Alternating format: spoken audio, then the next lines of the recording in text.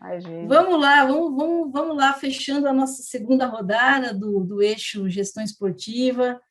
A gente tem aí a Tati Freire, tive o prazer também de nos encontrarmos em algumas ocasiões aí por conta do SESI, né, um programa aqui em Jundiaí, é muito bacana, a gente não conversou muito, mas a gente sabe que esse mundo, né, do desenvolvimento, da sistematização de metodologias, esse acompanhamento de treinadores e treinadoras, esse planejar, esse avaliar, é a expertise que a Tati vem desenvolvendo, né? Tem uma competência, uma capacidade muito grande. A Tati também tem um currículo fantástico, maravilhoso. Foi treinadora de handebol, isso que é o mais legal de tudo, né, Tati? Bacharel em esportes, lá pela Educação Física da USP, né? Entrou pensando em ser treinadora. Olha que legal para nós aí, pessoas que somos treinadoras aqui, mulheres da quadra. Mas descobriu um interesse gigante, aí, um despertar para a formação esportiva, né? Iniciação esportiva. Então, Tati, está aí, núcleos de formação do programa Bradesco, lá em Osasco, coordenadora de projetos e oficinas na piscina, um projeto Oficina na Piscina, SESI, como especialista em esportes, implantou o programa de esporte escolar, programa Atleta do Futuro, foi aí que a gente se conheceu ali, né? Grupo de estudos, handball por elas, né? Olha que bacana também aí, e uma coordenação pedagógica no Centro de Formação de Handball Brasileiro. Tati, é com você, amiga. Estamos aqui. Boa. Obrigada, Rita. Boa noite para todo mundo.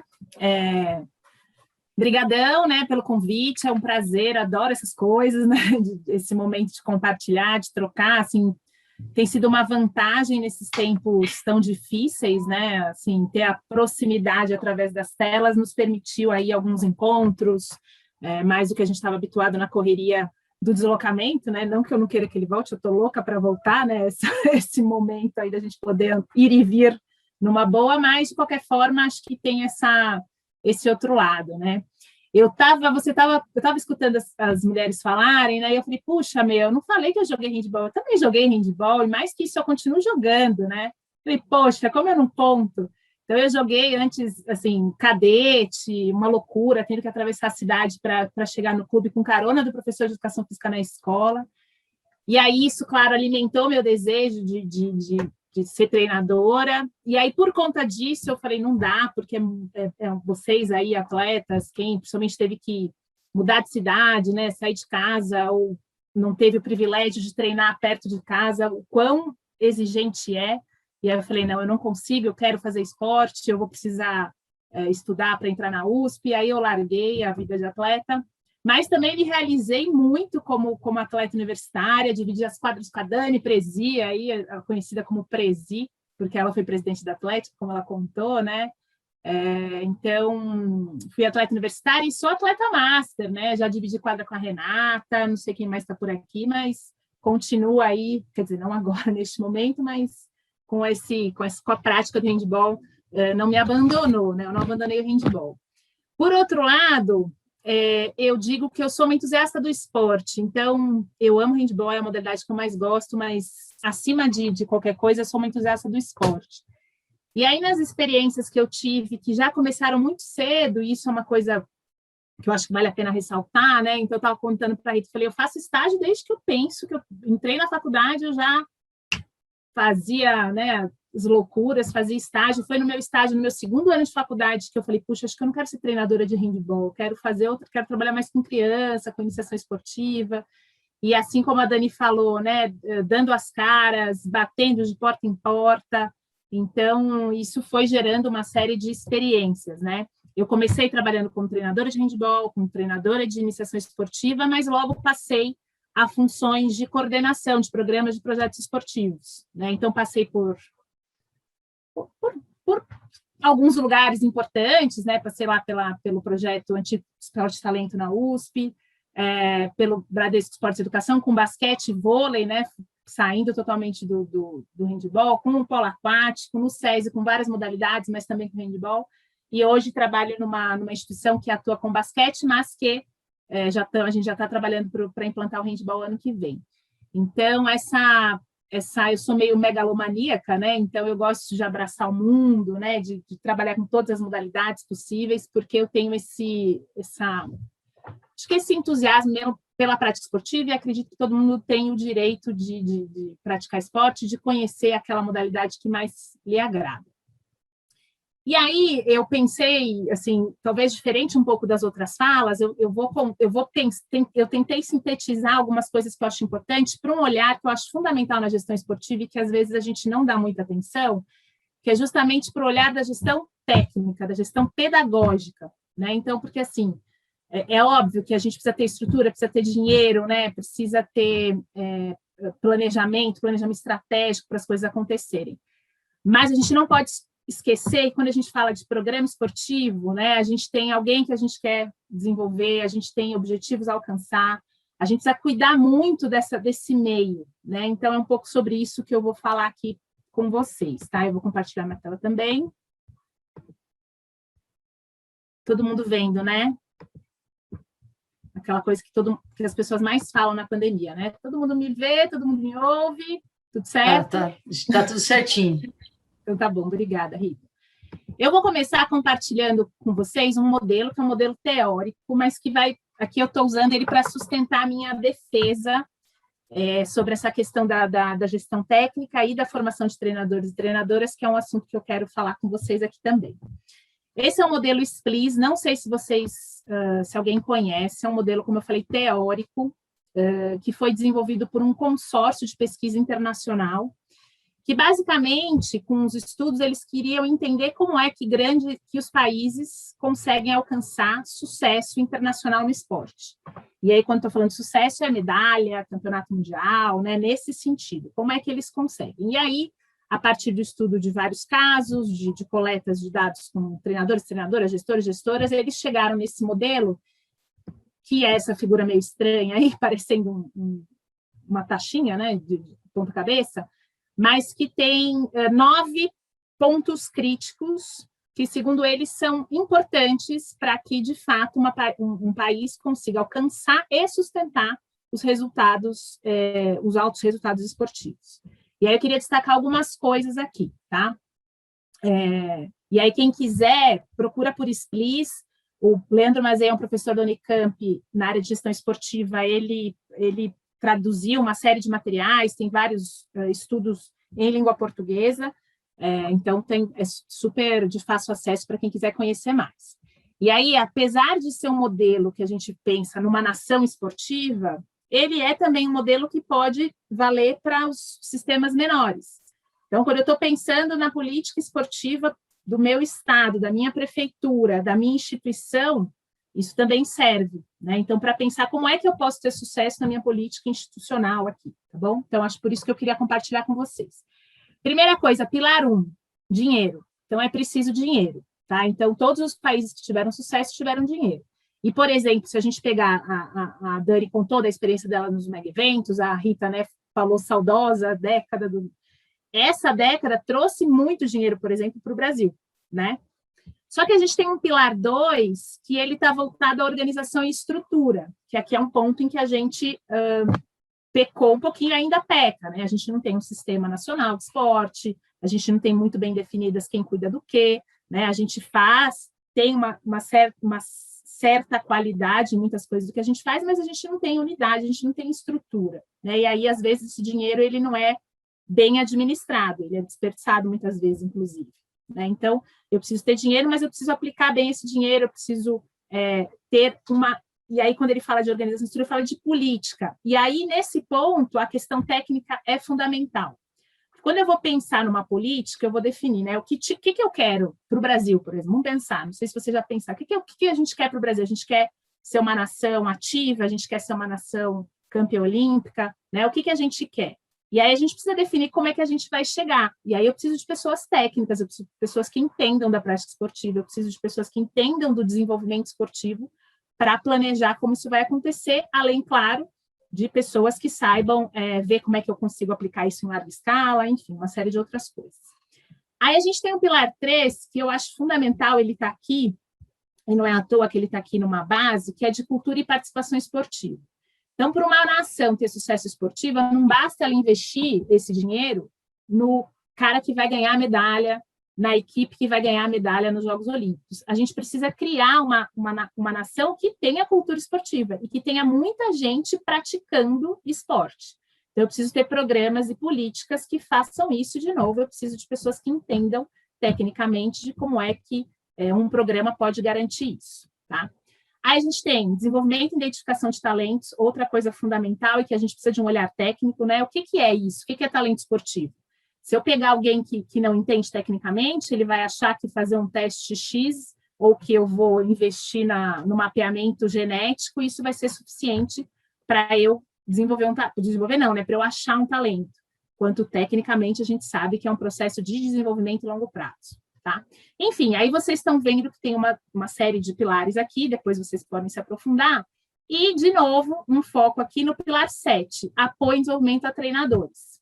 Então, nesse ponto, é tanto ter condição de ser uma profissão valorizada, né, que tenha regulamentação, que tenha salário digno, né, condições de trabalho, mas também oportunidades de desenvolvimento, oportunidades de crescer enquanto profissão, tá? Então, eu usei esse modelo para mostrar que a gente precisa de dinheiro, precisa de estrutura, mas a gente precisa de um olhar técnico sobre o esporte. A gente precisa entender do esporte, entender como colocar ele em prática.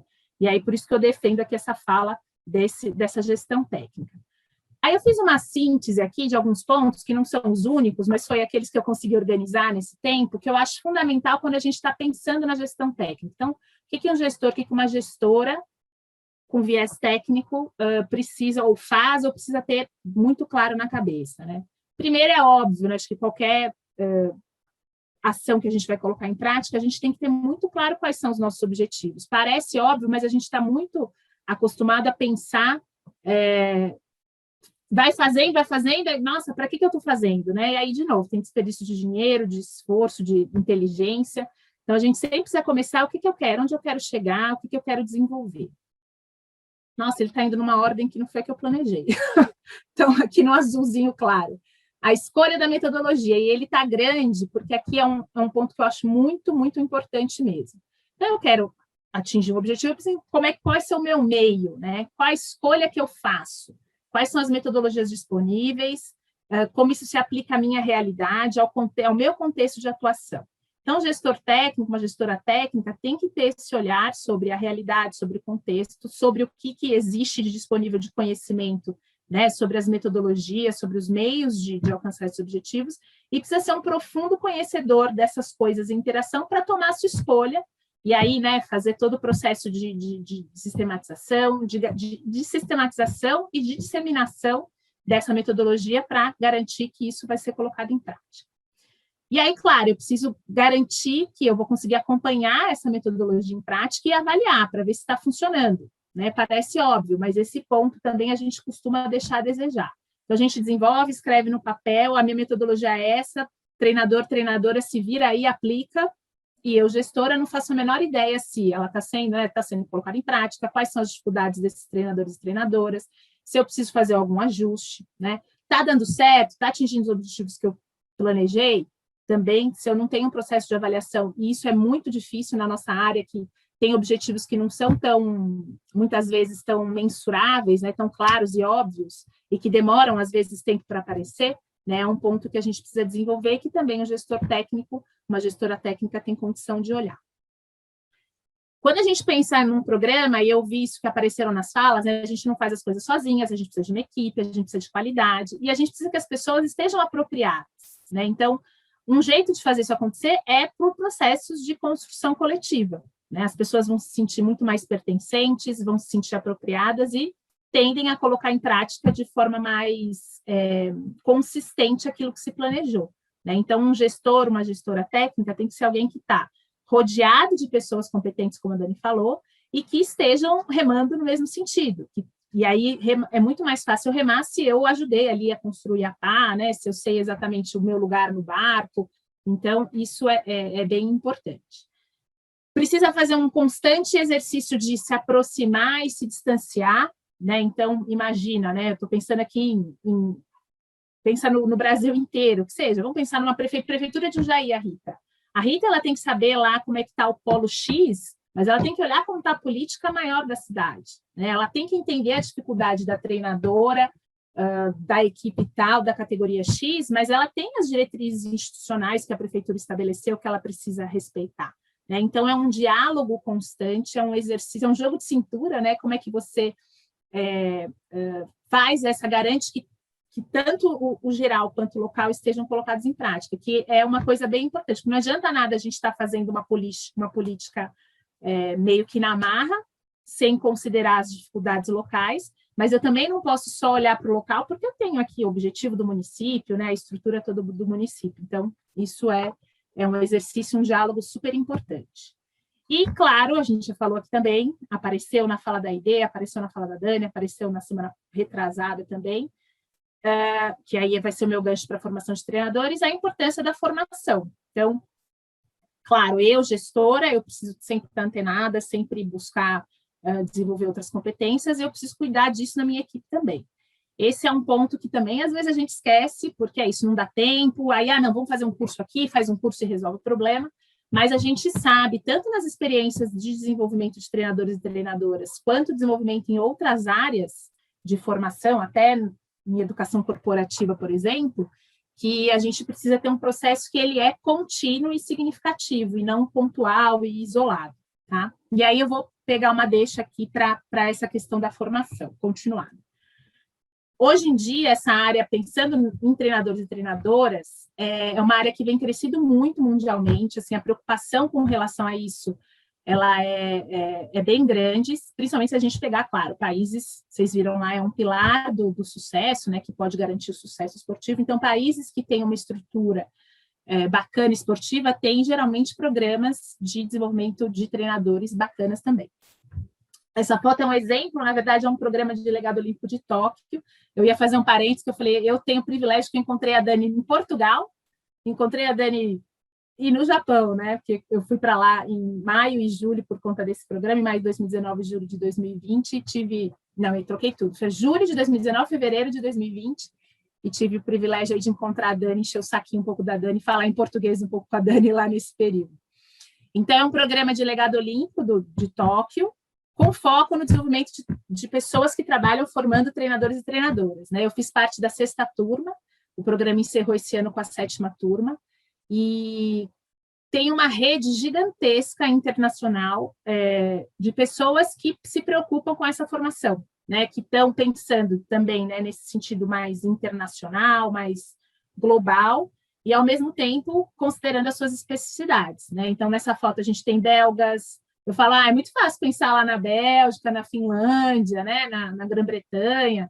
Aí agora a gente pensar aqui no Brasil, esse aqui é do Butão, Sri Lanka, aí fica um pouquinho mais difícil, né? Mas como é que a gente faz esse exercício? E aí essa figura aqui, coach developer, de formador e formadora de treinadores, é uma figura de um gestor, uma gestora técnica, né? Que demanda também cuidado, é uma pessoa focada em desenvolver treinadores e treinadoras, né? Muito importante, é um jeito de garantir o sucesso do seu plano, da sua metodologia, né? Porque se eu tenho treinadores e treinadoras esportivos mais competentes, que se sentem apoiados, né? Que sabem o que eles têm que fazer, a chance de eu ter sucesso é maior, tá? Aí eu vou passar super rápido aqui, porque tem bastante coisa também sobre essa questão da formação. Como é que treinadores e treinadoras esportivos aprendem? As treinadoras e os treinadores que estão aí podem ficar pensando, né? Onde é que eu aprendi a ser treinador e treinadora? Né? Foi na faculdade? Foi só na faculdade? Porque aqui no Brasil a gente tem essa realidade, né? De precisar do título, com exceção do futebol e algumas artes marciais, né? Mas precisar do título para ser treinador e treinadora. Mas foi só na faculdade? A faculdade deu conta, né? E aí esse é um estudo com treinadores de futebol que assim, isso é este estudo, mas a gente vê isso de novo. Se eu fizer um exercício aqui com vocês, a gente vai ver coisas muito parecidas. Que a gente é capaz de identificar fatos, inclusive antes da decisão de ser treinadores ou de treinadoras, que contribuíram na minha formação. Uma óbvia é, às vezes, a experiência como atleta. e desde atleta, né, de alto nível de rendimento, quanto atleta de participação, atleta escolar, né, mas o fato de ter praticado e treinado alguma modalidade esportiva é identificado como um fato na formação. Aí a gente tem os cursos formais, tanto os cursos, a graduação, por exemplo, quanto cursos oferecidos pelas federações, quando isso acontece, eventos científicos e workshop, e a gente tem a troca de experiências, né, a questão de observar outros treinadores, outras treinadoras, bater papo, discutir, grupo de estudo, grupo de prática para a gente discutir, como um ponto que é bem importante na formação de treinadores e treinadoras.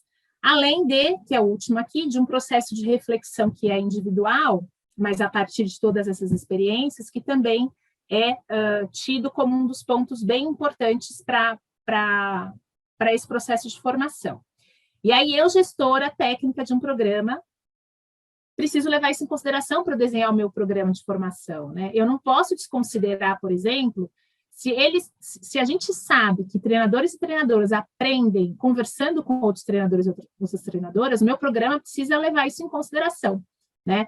A gente vê hoje que muitos dos programas que existem, eles são pautados em coisas que a gente já está acostumado, no curso, no workshop, nas aulas da faculdade. Pô, isso a gente já sabe, a gente já viu, passou por essa estrutura, né? Às vezes são outras experiências que faltam para eu me tornar uma treinadora mais competente. Então, quando eu penso num programa, eu, gestora de um programa de formação, por exemplo, eu preciso levar essas coisas em consideração. Além disso, eu preciso levar em consideração, né, como é que tem hoje também uma série de estudos que não são só voltados a treinador e treinadora, mas a aprendizagem de várias outras profissões, que dizem como é que adultos aprendem, né? Porque tem essa discussão aí, as pessoas chamam de andragogia, né? O processo de aprendizagem de adultos. Como é que adulto aprende para eu organizar o meu programa? Aí aqui tem um acrônimo aí que o pessoal lá da academia que eu fiz adora fazer essas brincadeiras com as letras e com as palavras, e aí chegaram nesses princípios que o programa de formação de treinadores e treinadoras precisam ter, né? Então, eles chamam de LEARNs. Precisa ser voltado na necessidade, e isso não é só para adulto, né? Precisa estar voltado na necessidade de quem está aprendendo, quem está se desenvolvendo. Então, eu preciso entender o que esse treinador precisa, o que essa treinadora precisa, né? Eu preciso atender a essa necessidade de formação. Eu preciso garantir um ambiente que, de fato, promova a aprendizagem, né? Porque se eu ficar, por exemplo, só falando, ou um ambiente que é hostil, ou um ambiente que me impede, ao invés de me facilitar, né, o envolvimento e a aprendizagem, eu vou ter mais dificuldades. Então, eu preciso garantir que o ambiente que eu ofereço seja, de fato, promotor da aprendizagem. Preciso garantir que eles estejam, de fato, envolvidos ativamente no processo de aprendizagem, né? Isso também não é só para adulto, mas a aprendizagem não é um processo passivo, né? Não é aquela velha máxima de transmissão de informação, de conhecimento, né? Eu pego sua informação e coloco na minha cabeça que ficou esperando você falar e isso por osmose vai entrar na minha cabeça. Não, eu preciso pensar, eu preciso estar envolvido, eu preciso garantir que treinadores e treinadoras estejam envolvidos nesse processo. Preciso garantir que tenha reflexão, e isso ajuda muito nesse envolvimento da aprendizagem, e eu preciso ter o feedback, eu preciso ter... Treinadores e treinadoras precisam estar munidos desse. Puxa, não vai por aí, é por aqui. Ou o que você pensa sobre isso, como a gente pode fazer diferente, né? Treinadores e treinadoras, imagina, eu chego numa instituição, por mais que eu esteja trabalhando com treinadores iniciantes, considerando que eles têm experiências de aprendizagem que são prévias, inclusive, né, como eu estava mostrando, a gente precisa levar em consideração os conhecimentos que eles já têm sobre o assunto. Mas também não se bastar nisso, né, mas de trazer novas informações, novos conhecimentos que às vezes as pessoas não acessaram, e isso é muito comum na nossa área também. Eu aprendi, estou satisfeita, não preciso de mais nada, né? Não preciso de mais nenhuma informação. Joguei por muitos anos, ou já sou treinadora há muitos anos. E os treinadores mais competentes, os mais experientes, inclusive, são aqueles que sabem que ainda tem muito que aprender, né? Então, essa construção de conhecimento a partir do que já foi, do que já existe, também é importante. E aí, para aprender, a gente precisa ser desafiado. Né? Se eu estiver sempre na minha zona de conforto, se está tudo certo, se ninguém me der um cutucão, se eu não ficar desconfortável, dificilmente, de fato, eu vou ter que aprender. Então, eu preciso, né, esticar, eu preciso desafiar constantemente quem está aprendendo. Isso é uma coisa, acho que é interessante para pensar, quem estiver pensando em desenvolver treinadores e treinadoras, de pensar nisso. Ufa, estou acabando aqui só para sintetizar onde é que eu tenho colocado em prática essas questões, né, atualmente. Talvez, não sei se eu esqueci, porque como eu falei, eu sou meio megalomaníaca, então eu acabo fazendo um monte de coisa, né? Então, tem a própria academia do comitê do comitê organizador dos Jogos de Tóquio, né? Que, como eu falei, encerrou a 7ª turma, mas tem uma rede mundial, né? Internacional de treinadores e treinadoras, então tá perto, né, deles, assim, é muito importante para continuar aprendendo e também para ter oportunidades de também ajudar a rede de treinadores e treinadoras que fazem parte aí desse programa e das consequências que esse programa vai ter, né? Hoje, no Instituto de Superação, onde eu trabalho, tem um programa bem consistente também de formação de treinadores e treinadoras, então também continuo por lá, né? Eu faço parte do Handball por Elas, que tem muitas meninas aí presentes, que é um grupo de estudos para treinadoras, e essa é uma experiência muito legal, porque ela é um grupo horizontal, né? Então, é uma aprendizagem que se dá de forma horizontal, então não tem o professor ou a professora dizendo, né, o que a gente tem que aprender. A gente desenvolve e pensa, o que a gente precisa, né? Qual é a demanda desse grupo, dessas meninas? E a gente tem estruturado as nossas ações de formação dessa forma. Então, um grupo bem interessante, com foco na treinadora, né, na mulher treinadora de handball.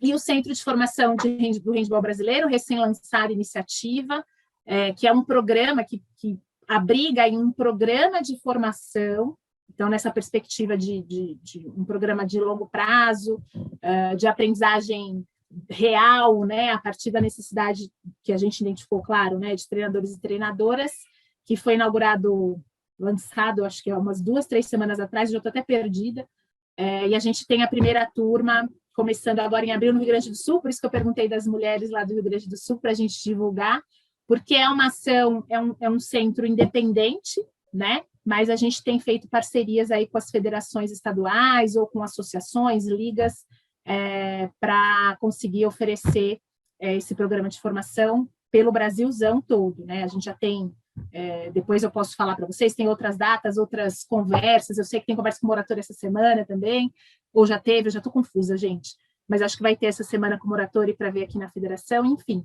a gente tem se mobilizado para colocar o programa em prática e atingir aí a dimensão desse Brasilzão. Certo? É isso.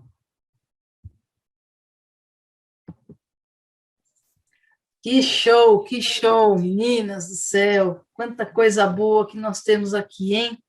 Vamos lá, vamos abrir o nosso canal aí para perguntas, vamos interagir com a nossa convidada, registrando que a Dani foi para o trabalho, mas continuou com a gente, hein? Obrigado, Dani, obrigado mesmo. Agradecer a Tati, porque ela mudou o horário da aula, a aula dela, trocou com algum colega lá. Obrigado mesmo, viu? Gente, minha vamos vida lá. é essa, viu, Rita? Desde o tempo de atlética, a Dani chegou onde chegou, brincadeira. Porque a gente fez parte da Atlética juntas. Eu tô aqui com o Decimone, que levantou a mãozinha. Vamos lá, Dê, abre o canal aí. Legal, legal. Pô, primeiro quero dar parabéns aí pela iniciativa. As 3, né, mulheres que falaram aí, falaram muitíssimo bem. Impressionante a quantidade de coisas que as 3 já fizeram. Então, na hora que você começa a escutar, né, as 3 falando, você vê o quanto que já foi feito aí. E uma coisa que eu estou no handball há muitíssimo tempo, eu acho que eu e o Moratório de todos que estão aqui são os que estão há mais tempo no handball aí, e a gente vê que tem uma esperança, né? Que a gente às vezes fica meio desesperançoso, acha que nada vai dar certo, que a gente já teve grandes oportunidades aí no país e as coisas acabaram não andando como a gente gostaria, mas você vê que quanta coisa tem sido feita e a gente vê que tem espaço sim para melhor. Essa formação de técnicos é fundamental. Uma das coisas que eu sempre disse foi que um dos gargalos que o handball tem no país é a formação de técnicos, né?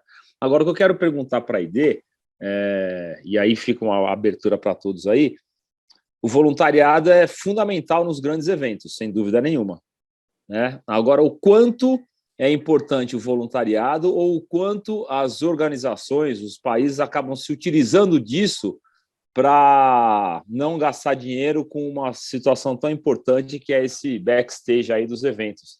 Porque a gente tem muitas críticas quando você vai fazer um evento e fala, poxa, mas essas pessoas não vão pagar e vão fazer o evento só com voluntários. E que realmente acaba acontecendo. O voluntariado acaba conseguindo fazer o evento com o menor custo possível.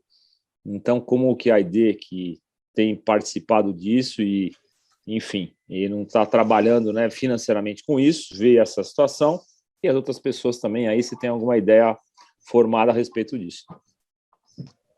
Bem, eu costumo pensar, não costumo dizer, mas eu costumo pensar que é impossível se fazer um mega evento sem voluntário. É impossível, porque a quantidade de pessoas trabalhando é uma coisa imensurável. Você pega desde o cara que está trabalhando lá de plaquinha até as pessoas que estão atendendo o público mais seleto, etc. E tal. Então, é muito dinheiro. Eu duvido que alguma instituição consiga levantar tanto dinheiro para pagar, porque além do trabalho que a gente desenvolve, nós temos uniforme, nós temos alimentação, nós temos uma porção de coisas envolvidas que não deixa de ser um pagamento direto, mas a gente acaba recebendo alguma coisa em troca, né? Nós recebemos uma porção de souvenirs, prêmios, etc. e tal, de acordo com o cargo de cada um que você vai fazendo. Eu acho que para mega evento é impossível se fazer qualquer coisa sem voluntariado. Por outro lado, o país que está sediando o evento, ele tem grande vantagem de trabalhar com o voluntariado, porque ele está treinando a população dele em competências que, se não tivesse esse evento acontecendo lá, ele não conseguiria. Então, é uma forma de inserir o pessoal no mercado de trabalho e não é uma remuneração direta, mas posteriormente pode acontecer, né? Então, eu acho que a questão deles pagarem, a FIFA não pagar, a FIFA tem dinheiro para caramba, cobra caro ingresso, não sei o que, mas a quantidade de pessoas envolvidas em todas as funções lá é muito grande, é impossível pagar todo mundo. Eu acredito nisso. Né? Muito bom. A Renata levantou a mão aqui. Renata, por favor, Rê. Boa, parabéns a todas, na verdade, muito, muito bacana. Consegui, espero embalar esse mês de abril aí e começar a participar mais. Março foi um mês um pouco intenso aqui. Lembrando que a Renata, junto com o Lucas, estão lá com uma mentoria, análise de desempenho, né? Vamos curtir lá, vamos participar. Fica o convite. Né? Pode conversar comigo, eu explico um pouco melhor também. É um prazer. Complementando que a Aide trouxe, muito interessante a pergunta do De Simone, porque é cultural, né? O brasileiro não enxerga as oportunidades de fato que podem vir através do voluntariado. Eu considerava até criança ainda na faculdade, ali no comecinho, foi quando eu tive o primeiro contato com um evento internacional, que foi o Mundial aqui no Brasil, e quebrou para mim, assim, divisor de águas, assim. Eu falei, nossa, é isso. Então, aí depois fui fazer um intercâmbio, consegui atuar como voluntária também lá, e assim, você realmente aprende muito e faz a rede de contatos necessária para seguir na carreira, né? Então, hoje aqui no Brasil, a cultura é ou ir pegar o uniforme e ir embora. Eu acho que todas têm relatos disso, voluntários que aparecem, buscam o uniforme do patrocinador do evento, não aparecem nunca mais. Ou ir conseguir a camiseta do jogador, da jogadora no evento e mal presta atenção na organização, e poucos pensam como um acesso profissional mesmo, né? Então, acho que isso falta ficar mais evidente nessa cultura de voluntariado no Brasil esportivo, pelo menos que é o que eu tenho mais acesso. E aí eu deixo até uma pergunta para a Tati, uma pergunta, uma opinião, uma sugestão, não sei. O que a gente observa muito também, passando para a cultura, só que esse lance de sou atleta, logo viro treinador, muitas vezes sem aprofundar, né, o conhecimento, sem se especializar, sem voltar ao estudo para poder fazer essa transição. E o mesmo acontece do treinador que vira gestor, né? E a gente encontra muitos gaps de formação e às vezes até cargos acumulados. Não vai ter nenhuma resposta pronta, mas qual seria um caminho, assim, hoje possível, que seja no nosso cenário de handball, nas instituições, nos clubes, para se respeitar essas etapas, né? Eu acompanho isso na instituição que eu trabalho, mas eu sei que é universal, assim, é o supervisor que é treinador, é o atleta que já vira treinador, e não tem um processo de formação que linke de fato, né? Pelo que ele já acumulou de experiência e bora para a prática. Então, acho que daí surgem riscos maiores, né? Tipo, como treinador, como gestor, como instituição. Qual seria um caminho, assim, no meio disso tudo para se organizar melhor essas transições? Sua sugestão aí. Vixe. Acho que tem algumas muito boa pergunta. Né? Nesse caso por exemplo, eu brinco, né? Quando tem um treinador ou uma treinadora que passa por um cargo de gestor ou de gestora simplesmente porque sim, a gente perde duas vezes, né? Porque às vezes a gente perdeu um excelente treinador, uma excelente treinadora e não tem um excelente gestor, uma excelente gestora, né?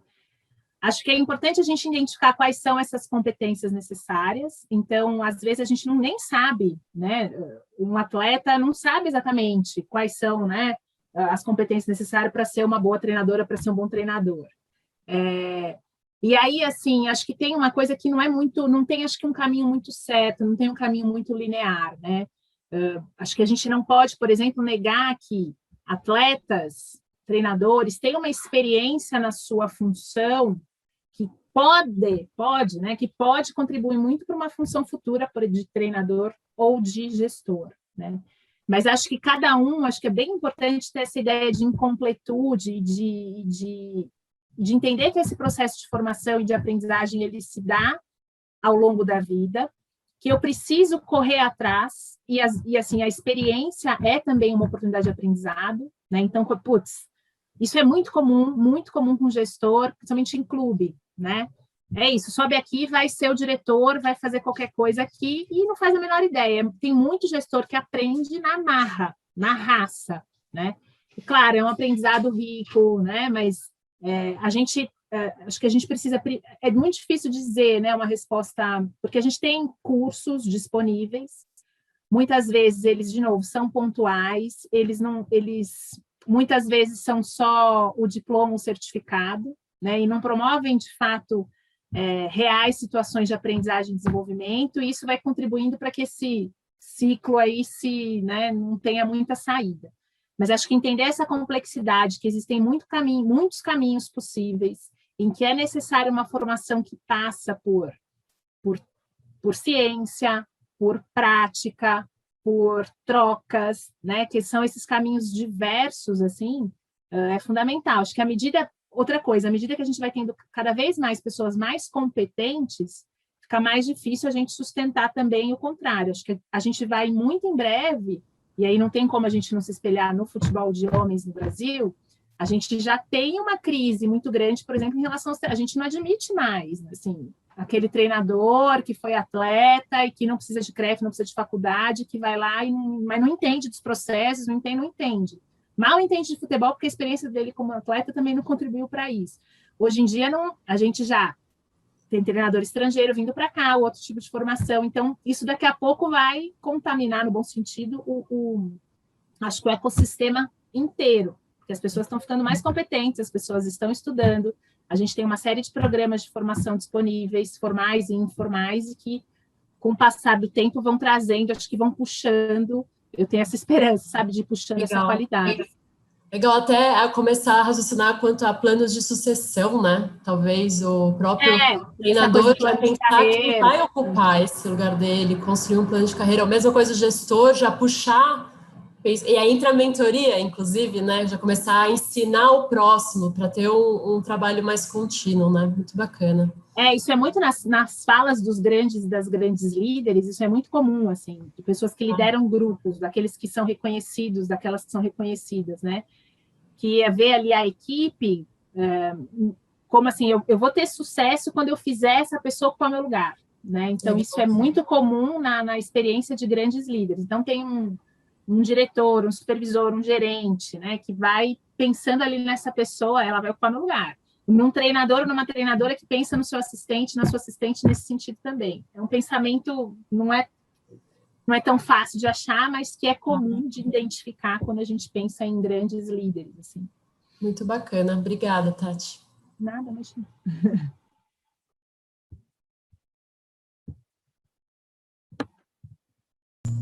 O microfone está fechado, Rita. Gente, desculpa.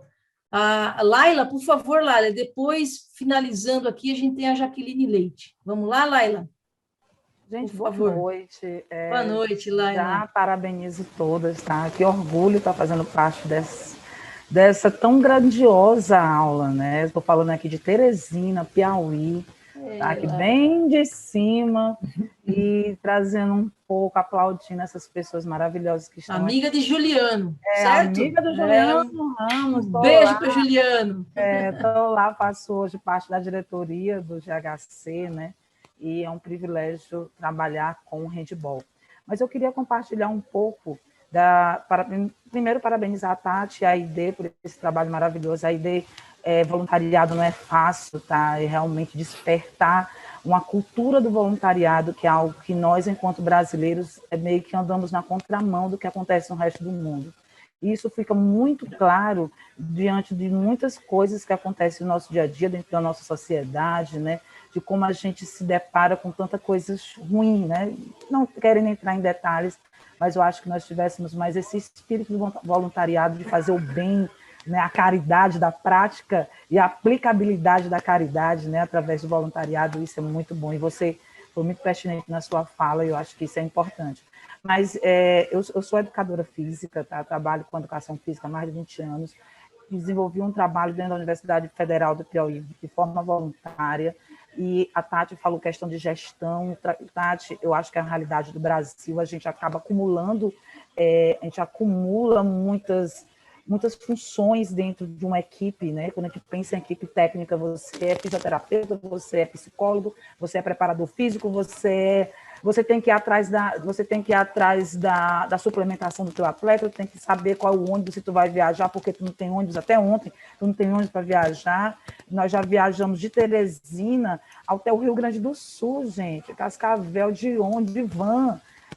Enfrentamos uma estrada de 6 dias, de 5 dias, uma equipe masculina com atleta acima de 1,80 m. Então, assim, é uma realidade cruel, mas é um Brasil que luta, né, por esse esporte. De atleta chegar lá de manhã, a gente pedir para a organização da equipe, a organização da competição, gente, a gente acabou de chegar às 7 horas da manhã, nosso jogo era 9, a gente passou 5 dias dentro de uma van.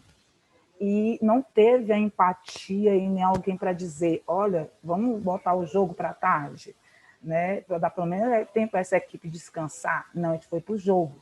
Eu trabalhei com masculino, como técnica e assistente técnica, eu tenho um trabalho desenvolvido junto com o professor João Bosco, aqui em Teresina, e foi valoroso e grandioso, né, porque me ensinou muito. Foram 5 anos de trabalho. Hoje não estou mais à frente dessa instituição, não estou mais, mas foi valioso tanto, muito que eu aprendi. E o esporte chegou até a mim de uma maneira muito legal. Eu não fui praticante de handball e amo handball, olha só a contradição, né? Eu fui da dança, gente, eu era lá dos palcos, fui bailarina, nada a ver. E me deparei com o handball, com o cheiro da quadra, o cheiro do gelol, e aquilo me deixou, né? Eu sou da época do gelol, estou aqui sorrindo de mim, o marido mangando de mim, que eu falei do gelol, né? E isso me encantou, né? E desde então, isso na universidade, eu fui gostando e fui estudando realmente, fui estudar parte técnica, fui estudar preparação física, fui fazer macrociclo, lembrar de fazer um macrociclo, quando a gente fala de treinamento desportivo, né, da fisiologia do exercício, o quanto que o conhecimento é importante.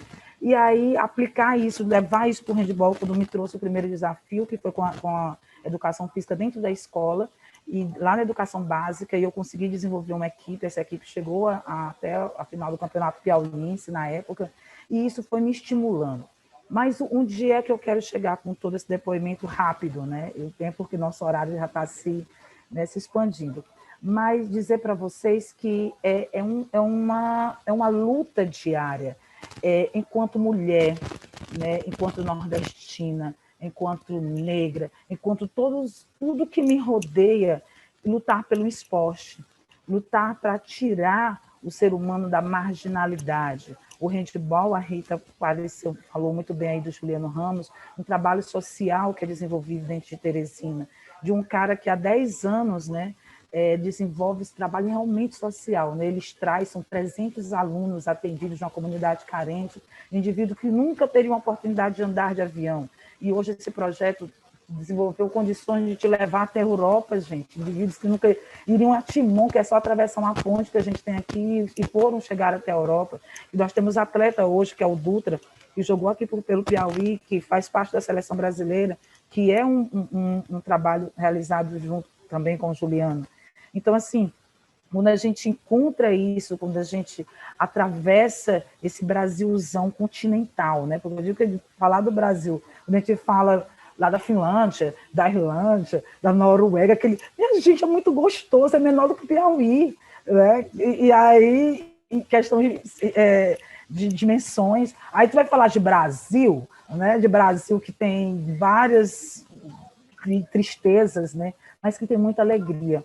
Porque, Tati, infelizmente, o esporte é conduzido e feito de verdade por muita gente apaixonada e por pouca gente capacitada.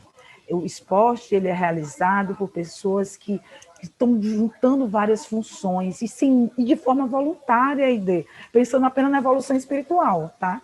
Eu vou fazer aqui plantando para ganhar lá em cima. E é mesmo isso, tá? Eu lembro, há 3 anos atrás, que eu deixei de comprar um carro por R$17 mil para levar meus alunos para o Campeonato Brasileiro Foi aonde, João? Que você falou? Caçador, pleiteando ganhar possível uma bolsa, nós ficássemos entre os terceiros, eu peguei, sinceramente, só falando de valores, R$17 mil, tirei da minha conta pessoal para pagar para os atletas ir. E, enfim, não é que eu não estou rica, não, tá? Foi juntando muita economia. Mas a gente fez essa loucura. E o engraçado é que aqui em casa é uma loucura, porque eu e a criatura, né, e meu marido, nós somos educadores físicos e apaixonados. Ele é o professor, que eu fui assistente técnica, e que a gente tem um trabalho muito legal junto. E às vezes eu dizia assim, nós não vamos mais, e aí ele disse, vai, e às vezes ele dizia, eu não vou mais, eu disse, vai, porque nós vamos lutar juntos. Mas nos trouxe muita coisa boa, e a oportunidade de estar aqui com vocês, trocando essa ideia. Tati, eu aplaudo essa vontade de formar técnicos e realmente separar o técnico do gestor, mas o desafio é muito grande, porque até chegar bem aqui onde eu estou é muito complicado. Hoje eu estou dentro da universidade, sou professora da cadeira da disciplina de Fisiologia do Exercício e de Treinamento Desportivo, e trabalho com o handball também. E eu te digo, os alunos de educação física, eles não querem ser técnicos, né? Você não tem, eu bato muito nessa tecla, gente, não só tem academia. Vamos lá, vamos abrir os olhos para outros lugares, vamos nos permitir, né, olhar para os esportes, porque o esporte não é rendável, né? E o indivíduo precisa comer, existe economia que luta contra tudo isso. E vai a minha resposta, a minha pergunta para a Aide. A Aide, ou uma sugestão, será que pensar em voluntariado, em criar uma cultura do voluntariado, a gente não tem que começar lá na base, indo na escola, conversando com aquela criança, conversando com aquele indivíduo que está lá ainda na formação, com 7, com 8, com 9 anos, tentar plantar isso lá para que a gente, a longo prazo, possa colher. O grande problema do brasileiro é que a gente sempre pensa a curto prazo, né? E para ontem. O jogador o técnico não deu certo, perdeu 2 jogos, tira ele. Ninguém imagina no trabalho que ele pode fazer. Isso é uma sugestão, uma pergunta, não sei se você já faz. E para Tati, eu queria sair, eu não sei se isso só está acontecendo já em São Paulo, no Rio, isso é muito bom. Eu queria que vem para cá, tá? Chega um pouquinho mais para o norte, para o nordeste. Eu estou te convidando, tá? Vem conhecer Teresina. Aqui é pouco quente, não é muito quente, não. Pouco quente. Aí, ó. 5 graus na sombra. E aí faço o convite para todos, tá? Aqui, gente. E vamos deixar essa ideia ir, né? Vender essa ideia, porque eu acho que o esporte ele tem que ser vendido, ele tem que criar uma nova roupagem, né? Vender melhor essa ideia, né? De apresentar para a empresa, chegar até a empresa, dizer que é rendável, por que é rendável, coisas que outras nações fazem muito bem com relação ao marketing. Então, beijo, gente, desculpa pelo desabafo aí, tá? Valeu. Mas o convite está feito, tá, Rita, também? Valeu, Laila. Vamos sim, vamos aí, vamos fazer uma visita. Vamos sim. Bacana. A Laila, ideia não sei se a ideia quer começar, mas eu só não posso esquecer aqui, mas... Fala você, não se esqueça. Ai, obrigada, senão eu vou esquecer. Primeiro, assim, a gente tem a primeira turma lá no Sul, né? São Paulo a gente ainda não fechou, mas a gente já tem Pará, a gente já tem conversa com Maranhão, Rio Grande do Norte. Então, a ideia, e uma das grandes ideias é, de fato, atingir o Brasil, né? Então, a gente pode trocar contato, porque eu não lembro, estou tentando lembrar aqui se Piauí está na relação, mas a gente tem... viu, Moratori? Corre aí, senão a gente não vai ter data mais daqui a pouco para São Paulo, né? Porque a gente tem fechado já as datas aqui, então a ideia Deixa eu falar, tá tudo certo. Amanhã eu vou conversar com o Washington amanhã, tá tudo certo. Eu já tinha falado com ele. Esse negócio do Covid aí mas tá tudo certo. Sem certeza. E aí, Laila, é por isso que eu defendo, esse seu depoimento é uma das grandes justificativas que eu defendo esse olhar técnico da gestão. Porque eu preciso entender qual é a realidade deste Brasilzão, que aqui é uma coisa acolá, é diferente, né? Em cada região, em cada cidade, em cada município, em cada local, a gente tem uma realidade diferente. Ao mesmo tempo que eu preciso olhar para o Brasil todo e entender qual é essa necessidade nacional. A gente não tem um sistema, isso é uma briga, assim, já teve tentativas, enfim, isso faria toda a diferença para a gente, porque eu acho que falta justamente esse olhar técnico na gestão, né? A gente tem, e não é, não é uma realidade só de municípios pequenos, né? A gente sabe que essa situação ela se agrava ainda mais em locais com menos acesso, mas é muito comum a gente ver secretários de esporte que não tem nada a ver com esporte. A gente sabe que muita gente muito apaixonada foi o que fez o esporte de diferentes modalidades sobreviverem a diferentes situações, e isso de fato é muito importante, né? Então, a minha defesa é justamente essa: a gente precisa de gestores e gestoras cada vez mais competentes e com olhar técnico para garantir que você, depois de uma viagem de X horas, né, não passe por uma situação que entenda que parece, né, para a gente parece óbvio, mas tem gente que não, que quer saber quanto eu vou economizar, né? Então, é por isso que a minha defesa também na gestão técnica. Obrigada, Aide. Imagina. Então, Laila, é o seguinte... Eu acho que quanto mais você envolver a comunidade ao redor de onde você está trabalhando, no seu trabalho, melhor. Entendeu? Desde crianças até as pessoas mais idosas. Você pode fazer com que a criança desenvolva essa questão de querer ajudar por si próprio, entendeu? Qualquer atividade que você fizer... envolver a criança, vamos aqui, vocês vão me ajudar hoje a arrumar o ambiente para fazer a partida tal. O mirim vai hoje ajudar, amanhã vai ser o juvenil que vai fazer outra coisa, você entendeu? Os pais, chamar os pais para dentro da sua instituição, né?